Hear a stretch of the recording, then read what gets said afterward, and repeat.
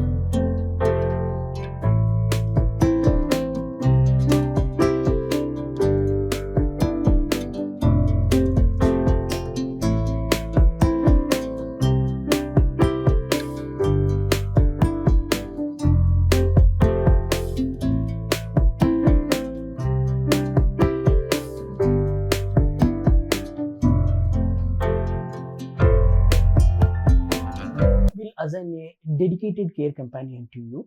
She or he will be connecting with you and assisting for the further information that you may need. Please take this thank card. This card will give you the steps that your sample will go through during the test. Thank you for choosing Forbes Care. Together we beat cancer.